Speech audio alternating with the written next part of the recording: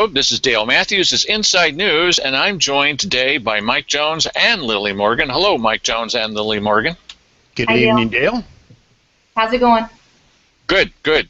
So this is the third of a 300-part series here with Lily Morgan.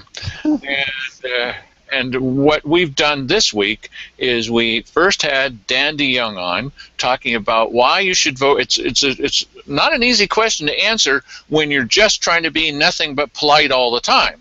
Why should you vote for Dan DeYoung and not for Keith Heck? And yesterday, Bill Hunker was able to answer the question adroitly and still being a gentleman. Why should you vote for Bill Hunker and not for Lily Morgan? And so tonight, the cap is put on this. You know, the ultimate experience is going to be Lily Morgan saying, why should you vote for Lily Morgan and not for Bill Hunker, right?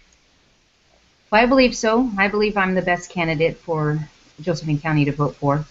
Now you're talking. Okay, that's what we wanted to hear. Okay, so Lily, the base question, we'll start with that. When people look in their voter's pamphlet or when they've got that ballot in front of them, they're all nice people. You're a nice person. Bill is pleasant to talk to. I'd have a cup of coffee with him. Well, at least I'd have, Pepsi. But the base question is, why would somebody pick you, Lily Morgan, instead of Bill Hunker? What's the reasons? Well, I think the first thing is that I have a proven track record of service in our community. I was willing to step up at a time when it seemed like others maybe weren't willing to after the recall of City Council. And for almost 6 years, I volunteered in service of our City Council. And people had an opportunity to see how I work in a government setting that, initially people said, hey, you work for the government, therefore you can't represent the people. And I was able to win over those critics who saw I was willing to challenge the status quo and willing to challenge the establishment. And that just because I've been employed in government does not mean that I accept and agree with everything that I see. And so I was willing to step out and represent the people. And that's the thing that I heard most often from people in the city that I worked with and heard back from, is they say, you ask the questions we wish we could ask, and you don't just approve everything. You ask questions, you challenge. And for me, that's showing an example of what I will do as a county commissioner as well. And so of the candidates in my race, I have the experience that I went out and sought opportunity to learn before the job is starting. Well, one of the things you just said was that you don't always agree with what you see and what's being done around you. Bill made it pretty clear that there are some things that he doesn't agree with, that he's seen, that he would prefer it not go that way. What are some of the things that you've seen in city government or county government with which you don't agree? Well, there's plenty of things. I think that one of the areas is over-regulation. I would rather see less regulation in government. Regulations sometimes serve a purpose of safety, as far as is this poison not need to be in the water? Is this material need to not be in your food? There is a point of having regulations, but land use is one of those areas that the county commissioners have a say in. Outside of what the state regulations are, they have a regulatory position over county land use. And that's one of those areas I would like to see more rights with the property owners and not necessarily more restrictions. So long as things are safe, keep your hands off for the most part. And that is an area that I would like to see. I do believe that the county and city employees do work for the people, so we need to be responsive to the people and have more opportunity to get feedback from the people. One of the things that I saw as a city councilor is, the city kind of goes along its way and the city council comes and goes. The whole idea is that you elect officials so that you can change the course of what you see going in government or continue as you see fit. But sometimes there is a need for change, and not always is staff willing to make those changes. So really cultivating a relationship of respect for your employees, accountability for those that need to change, but also encouragement in a way that empowers the employees to follow the will of the people. Well, one of the things that we know is that there are several issues about which you and Bill Hunker agree. And there have to be some issues about which you and Bill Hunker, for purposes of making this choice, now that's what this show is about tonight, where you probably don't agree. Have you found some issues where you're not really in agreement with Bill Hunker, and therefore people who feel the same way that you do would need to vote for you? As you know, I have worked in law enforcement related fields for over 20 years. What you maybe don't know is even in college, I worked for the campus security department at the university I attended. And so as far as my formidable years, it's been important to me that there be safety. And I was a first responder for medical and fire and things like that through my college years. I believe that currently we have a public safety crisis, but we also have a funding crisis. And so where you're going to see a big difference is where perhaps it is said that crime statistics will show that crime has not increased. I believe that there has been a drastic increase in person-to-person crimes and property crimes, but the reporting is down because the system is not supporting people to be able to call for help. I personally worked as a dispatcher with the sheriff's office for 3 years as an on-call while I was also working as a parole officer. And I would be working a shift where there would be no deputies on. I'd be on the weekends working 10 to 12-hour shifts. And I'd either have to call somebody out or refer it to state police. What I know about those calls that come in is when they're referred to state police and they don't respond and they say, call back the sheriff's office and file that report. That's not documented as a call. What I know is that when that there's no detectives responding and investigating, and so that is impacting calls. More so than anything is people's discouragement that when they tried calling, I remember trying to find a number for the sheriff's office to file a report, and I couldn't find a number that you can get anybody to answer. And so there's been frustration, so people have given up. Really where I think that our opportunity to come together is we need to build our community supports back up. And it's not necessarily in just, when I say public safety is my #1 priority, it doesn't mean that it's just looking at finding ways to get increased funding to the sheriff's office. I'd like us to look at alternative methods of being safe in our community as well. As you may or may not know, I volunteered for the sheriff's office as a reserve deputy for a little over 3 years. And I believe that volunteers can be used at a greater capacity. I think that we can have community response teams, we can have deputized neighbors that can respond.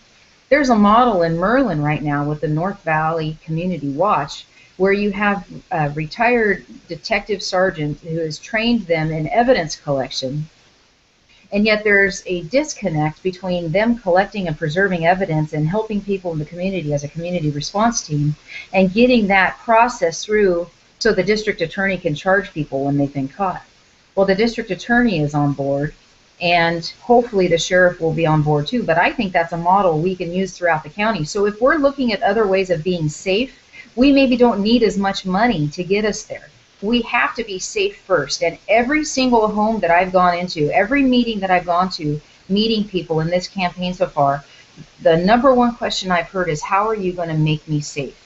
And I think that really starts with getting back in the community and saying, as a community, what do you want to be safe? And we've heard no on the levies, so how do we think outside the box while making sure that everybody is safe who needs to be safe? Okay, so that being said, if you're going to come up with some source of funding that is not, a levy, what's it going to be? Because, during the forum process, I believe that I heard you say that you basically said the same thing that the commissioners say about moving road dollars over to the sheriff, and that is we can't do that. And I don't know what your position is on I don't know what your position is on economic development money, but the commissioners don't want to do that either. So in terms of some sort of a new funding source, what do you go to? Unfortunately, there's not enough funds in the county's current budget to support the sheriff's office fully and the other services that are mandated by the state to do. So we can move those road dollars. At the end of the next fiscal year, there will be $4 million in surplus. Surplus is the wrong word. In reserve for public works, of which they want to move 1.5 million. That's not always necessarily renewable dollars. So you use it once, it's not necessarily going to come back. It may. It is Right. off the timber receipts, but Yeah, but wait a minute here. We were talking about a law enforcement fiscal emergency, not a reserve road fund fiscal emergency here. So, if it is a real emergency, then are we going to treat it like a real emergency, or are we just going to say, well, we can't do that because if, thinking in the mind of a commissioner, I can't move that money over there, but then because then people will have a lesser sympathy toward a permanent funding source from the taxpayer. So what happens when that road money goes away and the next road slide happens? Right now we have a circumstance out in Selma on Thompson Creek where there's a road that is so in poor disrepair that has come up that the emergency responders with the Illinois Valley Fire Department will not go over the bridge to respond to the residents on the other side. And that's Understood. not budgeted to be repaired. In the last 3 years, they've spent $750,000 on just unknown emergencies or unknown projects that have come up that had to be repaired. And Sure. they're going to go from $6 million in the reserve next year down to $4 million in the reserve. So they're using about $2 million to fix known problems and working that down. Look at how we are in comparison. You must know about some reserve that we don't know about, because $6 million, I haven't heard of that. I haven't heard that number either. It's the public works budget. So the road project budget is going, there's about $2 million that's coming out of that for next year. But look at the reserves that Klamath County has. They have Oh no. a massive. Curry County has $30 million compared to Yes, ours. and we've heard all that, where there's a lot more reserves sitting in some of these other counties. I have to go to Napa next week. I'm putting my dash cam on, and I'm going to show you what bad roads look like. Okay, and those guys, they have tons of tax money, and they bumped up their gas tax money, and they're rating that fund like insane. And the roads are still garbage. The roads in the area where I own property are just, I mean, you haven't seen a road that looks like this in Josephine County, and it goes on for 10 miles. Absolutely.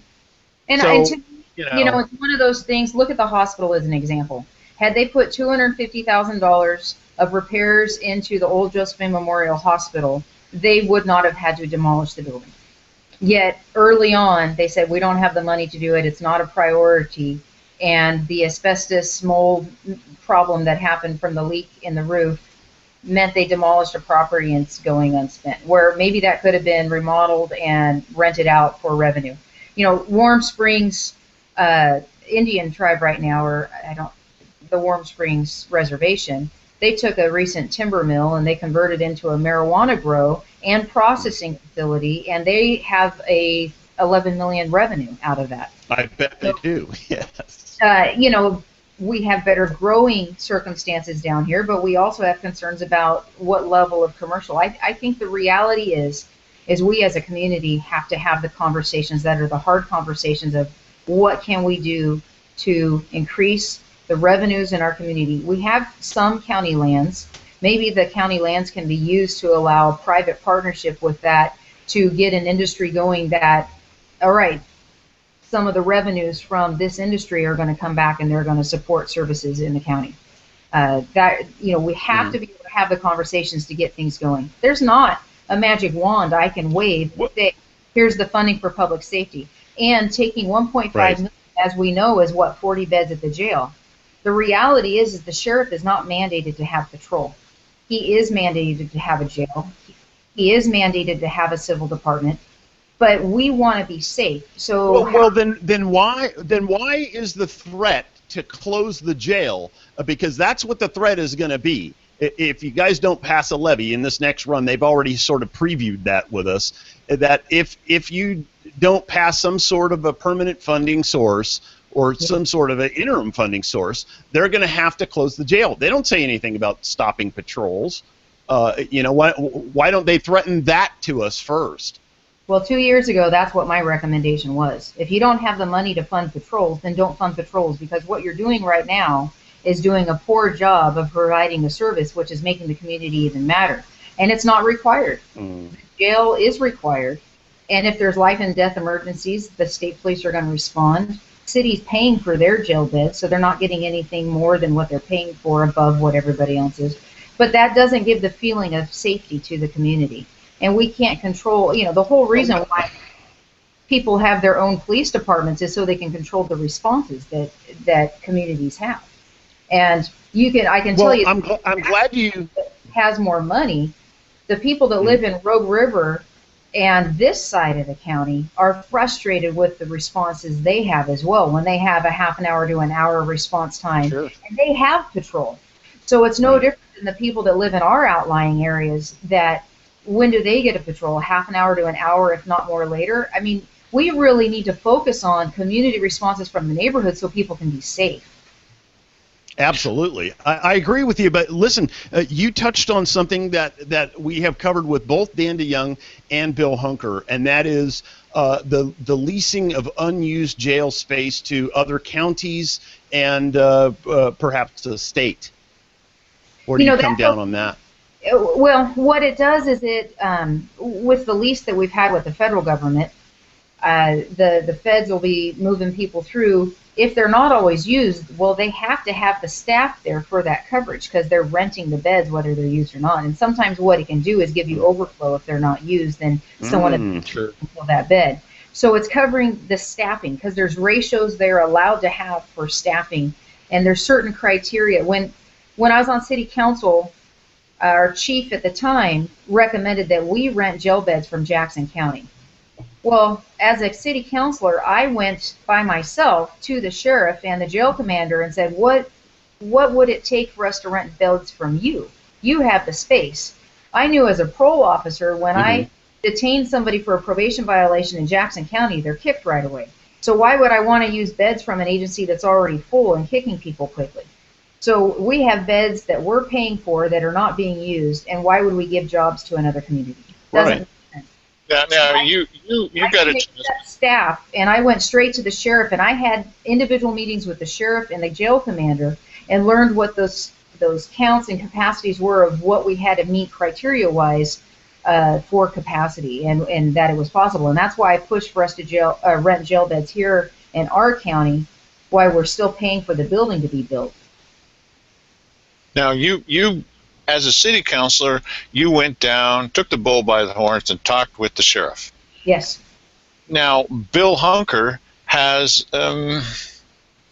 not a very friendly relationship with the sheriff, and neither do Mike and I, because Bill was looking for statistics and telling us on this show what are the statistics, not the anecdotal evidence, the statistics that come from sources such as the state patrols.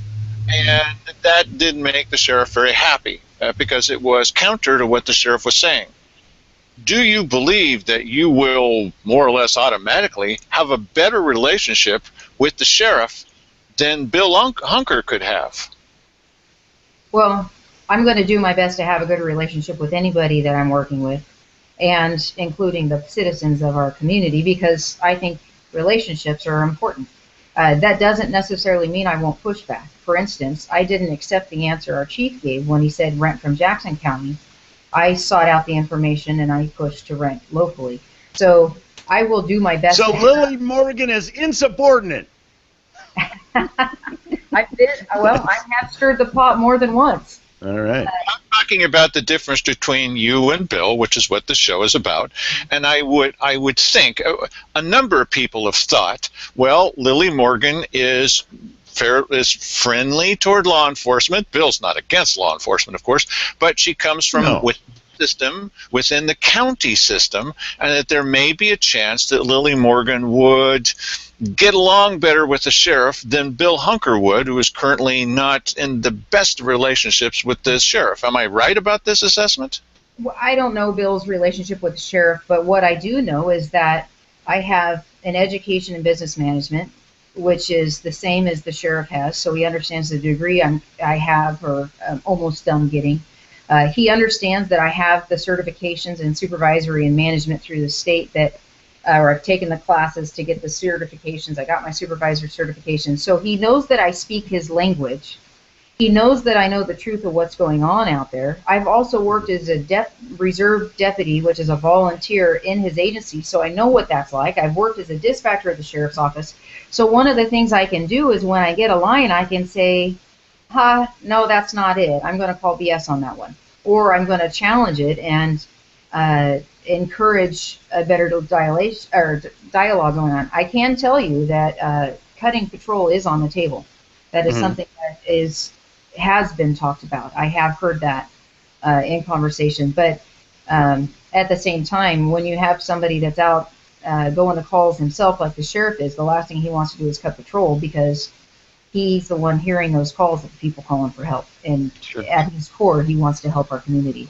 I have a good working relationship with the city as well, that maybe we can start finding ways that we can work together in ways that aren't so competing as separate bodies. I've reached out to the school district, and Kurt Kolb is our incoming superintendent of District 7. I want to meet with the Three Rivers superintendent that's to be the interim superintendent to see how do we as taxing agencies, as government in this community, stop competing with each other, stop acting independently of each other, and start seeing how can we cooperate with each other to get the most for what the resources we have without working against each other. How do we find out what's best for the community and not just what our individual needs are, or self-preservation?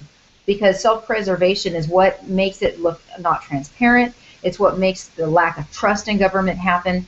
And I don't have any patience for self-preservation of just to be. We are there to be servants of the public. We are there to see how do we best serve our community, and why aren't we working together outside of boundary lines to figure out how do we get there. Well, Mike was just trying to ask you, here's the question he had. What's? How would you answer that? Yes. You cut out, so I couldn't even hear the question. No, I was just saying, so if there is no patrol, then there's no backfill for patrol other than some new funding source or OSP. Now, out in the county, a lot of people that live out in the county, as I do, we wouldn't notice any difference at all. However, there are going to be some people. Listen, Cave Junction is the hotbed of where all the problems are happening in the county outside of the city of Grants Pass. You talked about numbers and the idea that because of the fact that no one is answering the phone at the sheriff's department, that the numbers are somehow askew. However, if you look back over time, you can see that the ratios are the same. Yeah.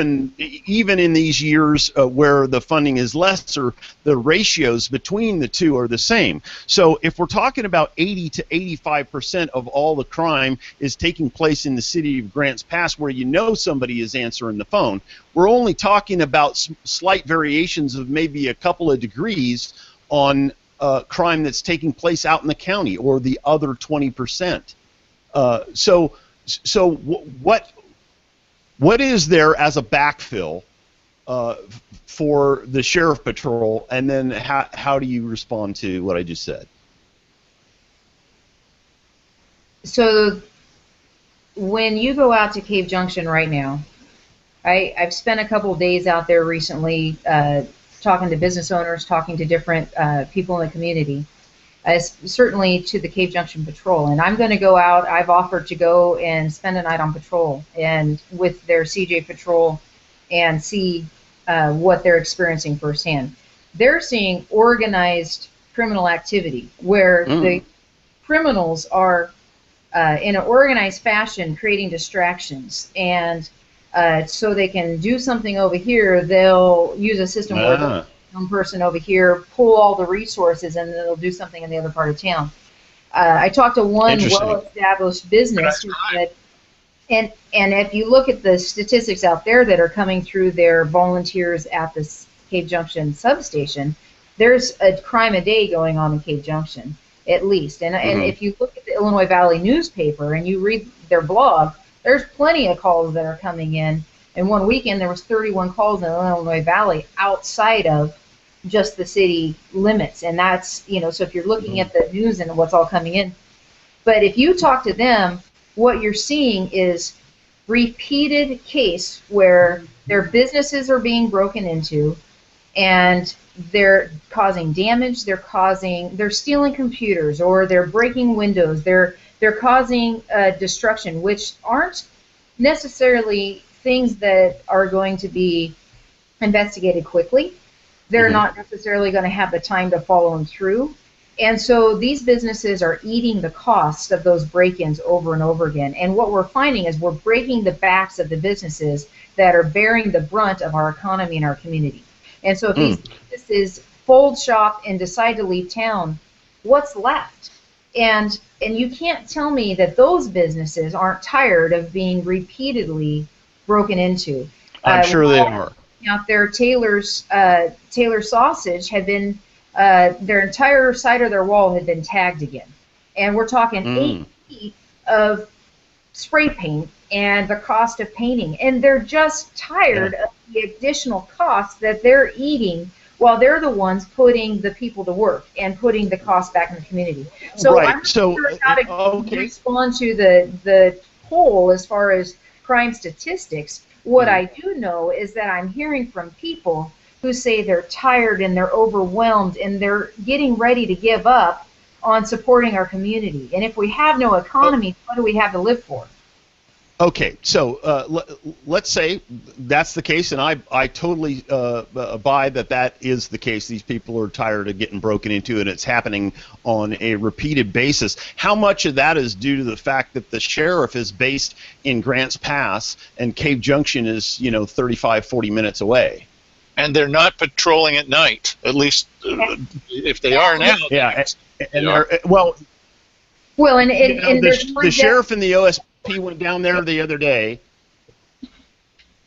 I'm What sorry. The sheriff and the OSP went down there the other day, and they hammered it here for 8 or 10 hours, and they took a whole bunch of people out of there, and it was very effective. How come we're not taking money in little blocks and financing these little operations, which we could easily, by the way, probably take out of road patrol in small amounts? He said that they were putting that together with scraps or whatever. I'm assuming you have a day, you have 10 officers down there, you got maybe 10 grand involved in the thing, maybe if that, probably less, and it was very, very effective. How come we're not doing that more often? And they did it at night. Yeah. Well, and that's just it, is when does most criminal activity happen? At night. Mm-hmm. And that's why you see the citizens, the business owners in Cave Junction are the ones that are taking part in CJ Patrol, and they're the ones that are providing their own patrol at night. But they're Very finding admirable. they're being put in harm's way, and they're not trained to the level of putting their lives on the line. So they're doing it out of the own goodness of, I care for my community and I want to be safe. But even their response times from the state police at night are very distant. Believe me, I'm not saying that's a solution. So, okay, how do you define emergency that you use the funds? Is it that we don't like the service levels? Or is it that somebody's life's on the line? When do you define the patrol emergency that you break into the road funds, that you use it? Because once it's used, it's gone. It's not necessarily replenished. So, right.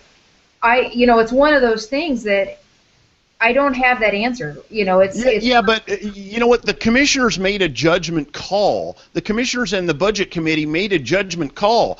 there was only $56,000 expected. $1 million showed up, and they still decided that roads reserve fund was more important than taking that money and putting it towards funding for a sheriff's department that's experiencing a law enforcement fiscal emergency.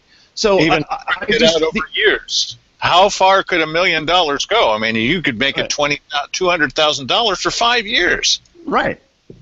That would be one deputy, or one. No. So we've been all through this. The whole amount, that's a few deputies that you could put on the road for a short time. But when I first started as a dispatcher, we had 6 to 8 deputies on the road each shift. Mm-hmm. And so I saw what it looked like when we had people to respond. You'd have 2 to 4 people out in the valley, depending on if the Cave Junction deputy was out there and the Illinois Valley deputies that were going. There was always transport issues when they arrested somebody. They'd meet at Caves Hill or Hayes Hill and meet somebody halfway, kind of thing. Right now, you have one person assigned out there, so anything that happens life and death, he has to wait for backup to get there.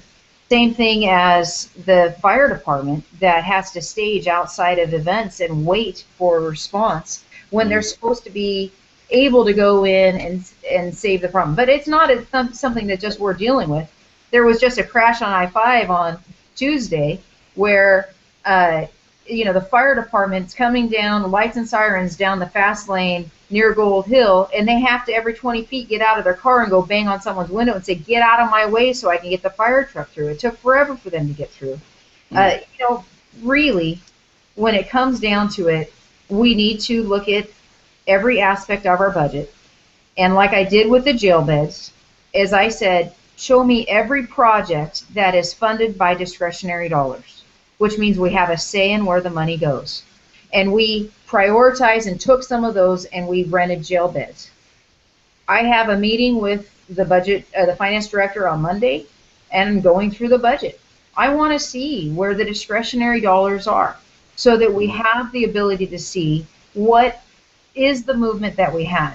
What's interesting about those Forest Service receipts with the Public Works Reserve is they said it can go to patrol. It didn't say it can go to jail, but as you can see, if it funds that, then maybe those monies that are used get moved somewhere else. We never get ahead. We never are building, but that's what we need to do. And as long as we have money that can be used one way or the other, the community is going to continue to feel like they're not being heard and that there's hidden money out there.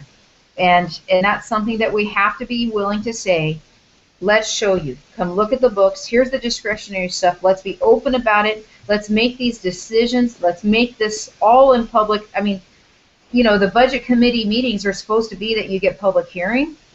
Well, at the same time, why is it not moving? So we need to be able to look at those discretionary dollars, and we need to say, what's the cost? If something happens, this money's gone. What's it going to mean? And at some point, we just have to make that decision and support.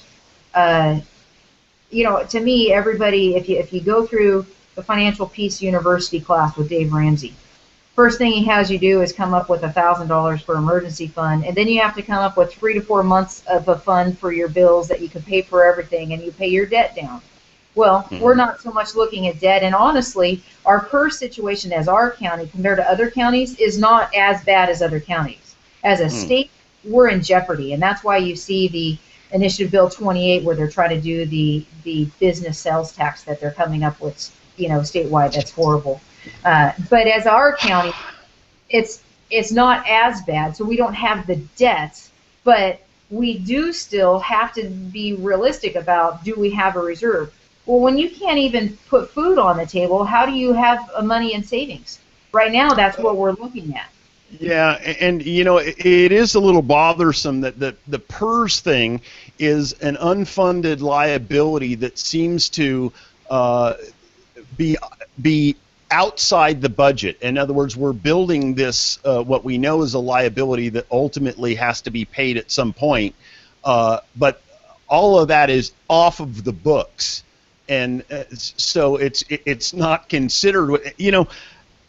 we're going to get a little far afield here, but when you're talking about a statewide situation here where we're, $21 billion in unfunded liabilities, and that is obviously going to continue to cascade, and they're talking about raising taxes, how about they have to face the consequences for having negotiated a budget with people of like mind? They're not dealing with an adversary on the other side of the table. They're dealing with somebody who is ideologically aligned with them. Yeah, sure, we can give you that, but how about hold all of those people accountable for negotiating a contract which they could not fulfill? Why do we now have to break our backs and deal with bankruptcy ourselves in order to make sure that somebody has a cushy retirement? That's ridiculous. We can see how they treat adversaries. I mean, we've actually been called Satan worshipers because we question government. Well, I think it's our role as citizens to question government. Well, it's the role of media to question government as well, and that doesn't always happen. So I'm glad that we have people that are questioning government. It's called accountability, and I think it's so important. I worked in the private sector for a couple years in a marketing division of a company in Seattle, and my job was to monitor the bonus contracts. So we had so many millions of dollars of contracts, and if we met our quotas, we'd get so many millions of dollars in bonuses. And then you look at government where it's not bonuses, there's no profit involved, there's no, it's a matter of what services do we have to provide no matter what. So when you try to look at budgeting at government and budgeting at business, you have to look at it different, because business is always looking at where's the profit, where's the underlying thing. With government, they're required to provide the service. They can't go in debt for it in Oregon. That's one thing that Oregon law is very good about, is you can't go in debt, but you still have to provide the services. And we have a lot of services that are mandated, but unfunded mandates, where we're told we have to do it without any funding behind it. Yeah, but that is, see, they're playing three-card Monte there, because an unfunded liability is deficit spending. Yeah. You just don't have to spend it yet, but it's something that's accumulating that ultimately the state has to pay out unfunded, and I would want any government to operate in a situation where you don't have unfunded liability. You're never going to have unfunded liabilities, building debt, and at some point in time, someone is going to have to pay the piper for that, and I'm guessing that all of our names are on that one. There's a lot of communities back east that have gone through these transformations where the services and the employee costs have broken the cities. And they've shut down police departments. They've shut down other services. They've privatized different things.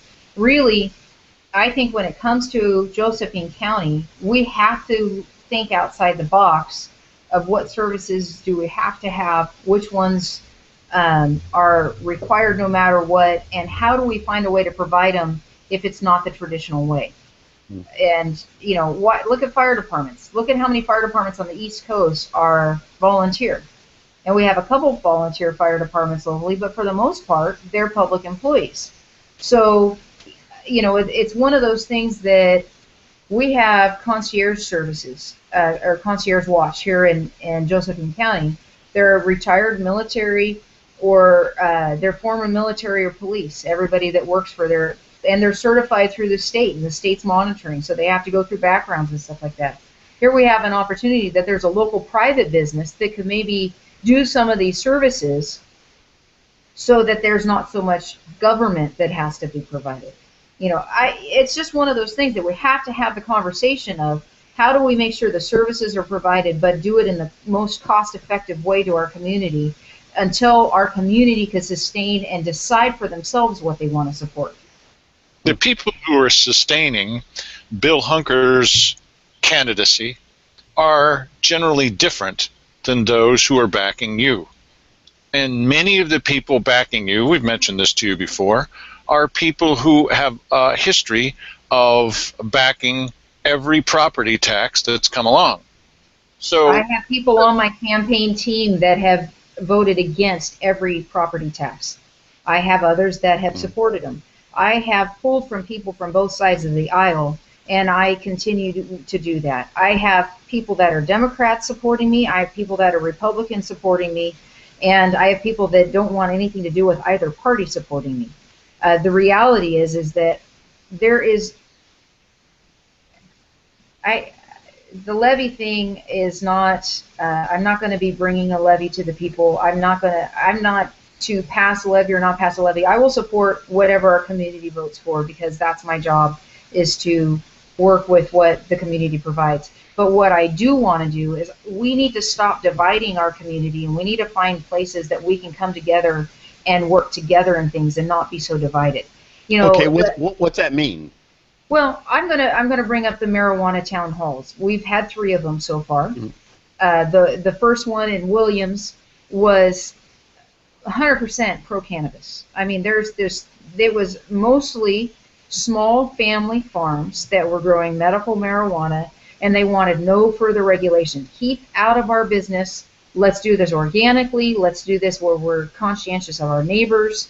And it was a very strong message. In Wolf Creek, we had most of that as well. There were a couple people that maybe didn't agree, but they mostly kept quiet. And so for the most part, you got 2 meetings where the majority of people and everybody that spoke were pro-cannabis. Well, let's go to the Ann Basker meeting and how this one was different, where all the people at the beginning, they had signed up. There was a list, and you had to go by the list. All those people came in together, and they were entirely in favor of what the commissioners were saying. And then when they were done, the rest of the 2/3 of the audience came in, and they were against it. Yep, but what I found afterwards was the best part. Afterwards, I saw those 2 groups mingle and talk.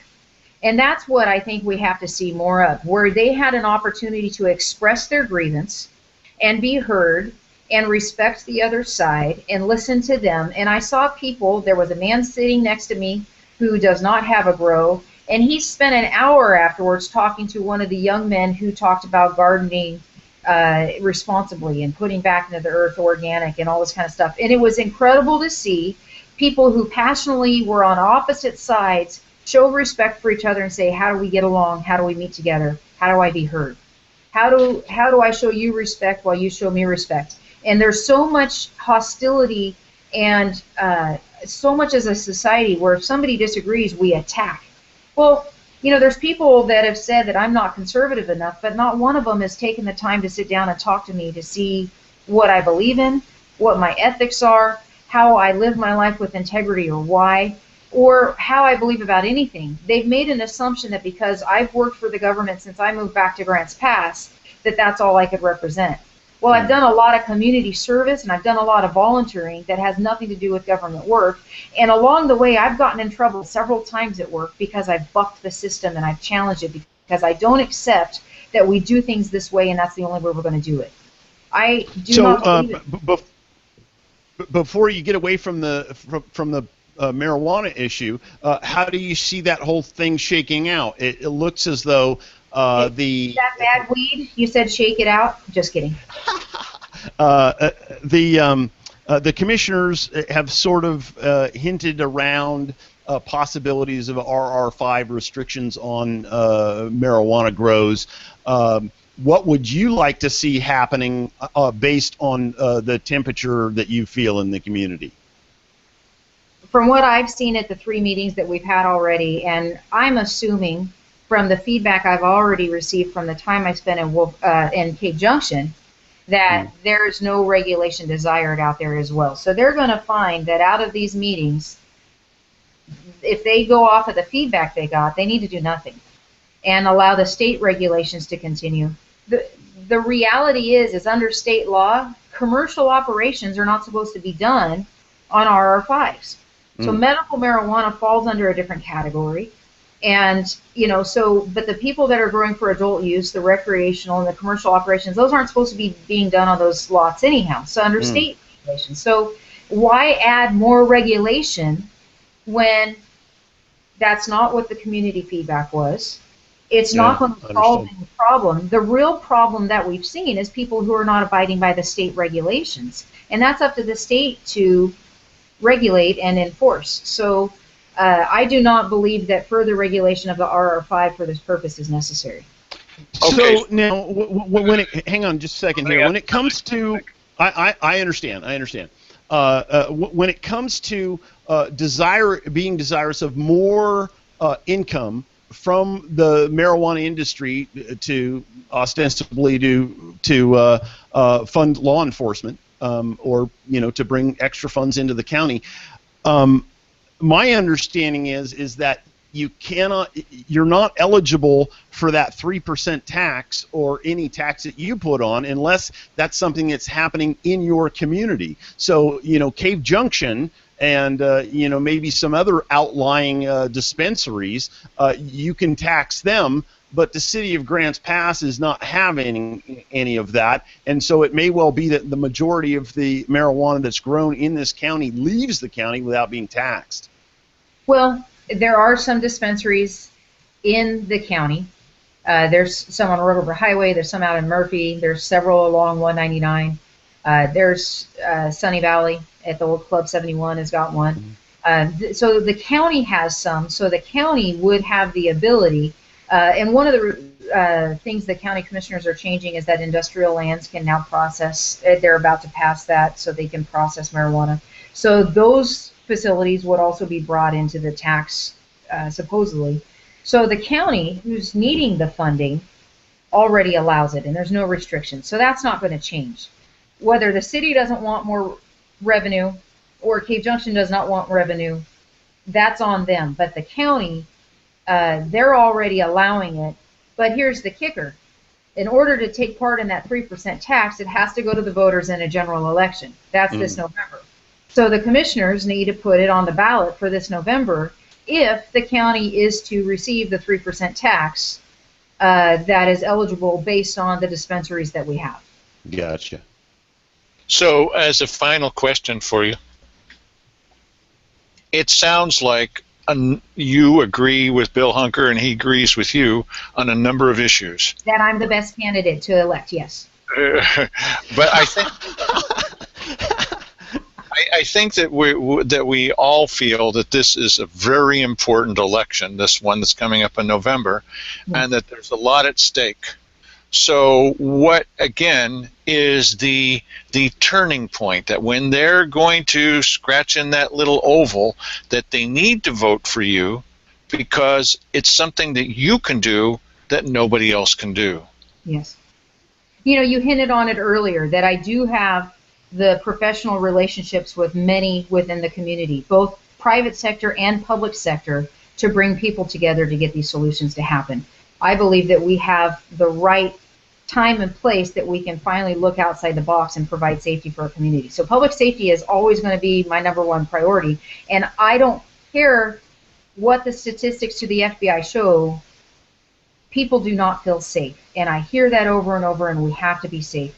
But I have been able to show a proven track record of respectful service with challenging the system and not ruining relationships in the process, but holding people accountable so that we can move forward and get the best bang for our buck. We need to also build on every job opportunity we can to build our economy so that we actually have hope for our kids that are trying to finish school at such poor. We have to support our kids to get done with school. So as far as it goes, what is the difference? This is my home. I was born and raised here. I'm here because I want to be here, and I want to see my community prosper. I've talked to other people that were raised here, and they say, I chose to raise my kids here because I wanted them to have what I had when I was raised here, but it's not the same anymore. Well, if enough of us say I care and I'm willing to take part, we can have that place where people are proud of and proud to raise their kids and their grandkids as well, and there's an economy to support that. So I'm going to fight for this place no matter what position I hold to do it because it is my home. And I'm going to continue to find ways to keep our community safe. And that is going to be my #1 priority. I got a weird one for you though, Dale.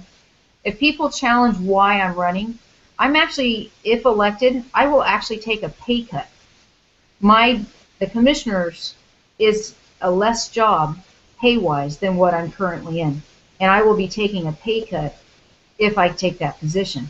So it's one of those things that it's not about a step up, it's not about I'm doing this, it's because it's the right thing to fight for my community and to serve in a way that's going to bring our community together. We really appreciate you coming here and talking. We're going to take this and see that it's posted on a number of Facebook sites. It'll be on our site. People can see what it is that you're saying, clearly laying out what the differences are. People appreciate that, and I appreciate the fact that you gave us some time. Thank you, Dale. Thank you, Mike. I hope you both thanks have very much. Okay. Thanks. All right. Thank you very much, everybody in the audience, and that's the end of this show. So go do something else now, okay? Please.